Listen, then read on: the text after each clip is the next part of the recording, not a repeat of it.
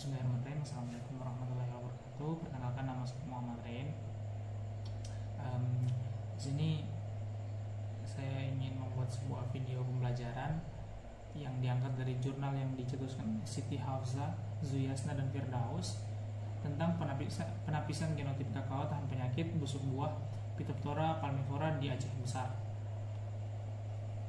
Pendahuluan. Penyakit pada tanaman kakao merupakan gangguan yang dapat terjadi di setiap perkebunan kakao, baik di perkebunan besar maupun di perkebunan rakyat. Bagian tanaman kakao mulai dari akar, batang, daun, dan buah dapat terserang patogen. Penyakit sangat mudah berkembang dalam keadaan lingkungan yang mendukung perkembangan patogen, sehingga dapat menjadi penghambat dalam peningkatan produksi kakao. Penyakit busuk buah kakao. Penyakit yang sering menyerang tanaman kakao adalah busuk buah kakao. Penyakit ini dapat menurunkan produksi sebesar 20% hingga 40% dan kerugiannya akan meningkat mencapai 100% di daerah dengan curah hujan dengan kelembapan yang tinggi. Penyakit busuk buah kakao juga menyerang tanaman kakao di seluruh dunia. Penyakit ini disebabkan oleh jamur Phytophthora palmifera, sejenis jamur yang dapat mempertahankan hidupnya dalam bentuk miselium dan chlamydospora pada bagian tanaman yang terinfeksi atau di dalam tanah sehingga sangat sulit dikendalikan. Nah, adapun contoh pengendaliannya, yang pertama adalah pemilihan varietas unggul. Terus yang kedua, teknik pemangkasan yang benar. Yang ketiga, sanitasi kebun. Yang keempat, penggunaan bahan kimiawi. Dan yang kelima adalah penerapan bioteknologi. Nah, di pemilihan varietas unggul, di sini diharapkan bentuk pengendaliannya adalah memilih bibit-bibit kakao yang betul-betul lebih maju daripada bibit-bibit lainnya. Yang kedua, teknik pemangkasan yang benar. Ketika buah kakao sudah siap berbuah, harapannya adalah untuk memangkas daun-daun yang bersentuhan satu sama lain di antara buah kakao, karena daun-daun itu menghalangi cahaya matahari masuk ke tanah. Nah, sedangkan penyakit buah kakao ini sangat tinggi dengan suasana lembab. Jadi pemangkasan ini nanti bertujuan untuk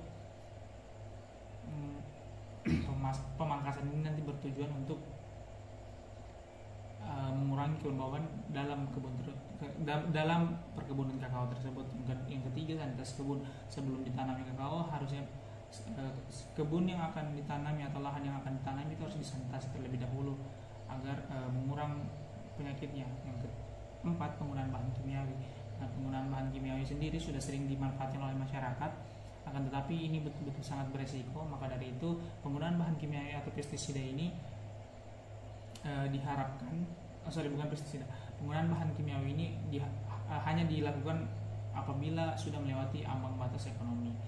Dan yang kelima adalah penerapan bioteknologi. Penapisan genotipe. Dalam penanggulangan penyakit tidak hanya memperhatikan patogennya saja, tetapi juga lingkungan dan tanaman inangnya. Strategi perakitan bahan tanam kakao tahan terhadap busuk buah saat ini ditempuh melalui eksplorasi dan penapisan genotip tahan di daerah endemik serangan. Strategi pengendalian penyakit busuk buah diarahkan melalui penggunaan bahan tanam tahan serta teknologi pengendalian yang efektif, murah, dan ramah lingkungan.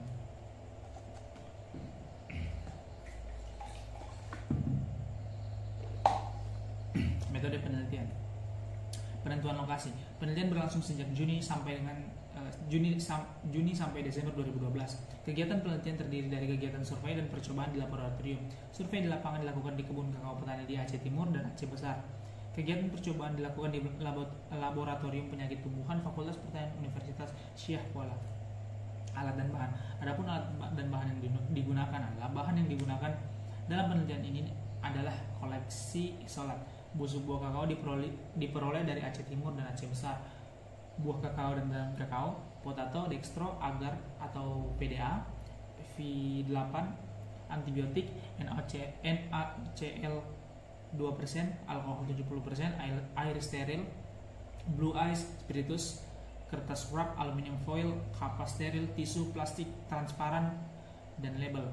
Dan adapun alat yang digunakan adalah antara lain cool box, petri dish, Erlenmeyer, tabung reaksi, kotak plastik segi 4, rak besi, autoclave, lampu spiritus, tangga, jarum inokulasi, jarum isolasi, mikroskop, buku identifikasi cendawan rumah naungan, pipa air, peralatan kerja di lapangan, kuas kecil, termometer digital, hygrometer, loop, tusdel digital, hand sprayer kecil, hand counter, dan stopwatch serta alat tulis.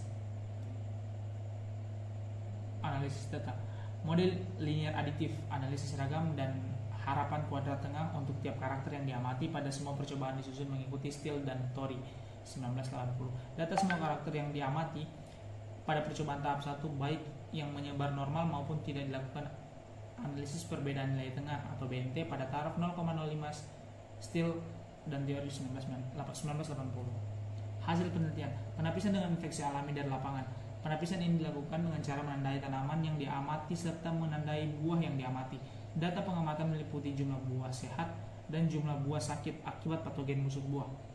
Pengamatan dilakukan sampai buah masak dan dihitung persentase kejadian penyakit. Penapisan pada buah kakao dengan metode inokulasi.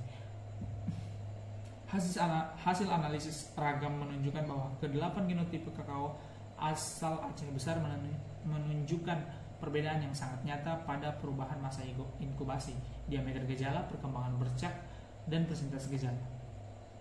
Genotipe kakao Aceh Besar yang terpilih adalah SR7, SR9, SR26, SR40, SR41, SR43, SR45, dan SR61 dengan kisaran kejadian penyakit antara 0 sampai 31,35 dan adanya variasi pada beberapa karakter buah.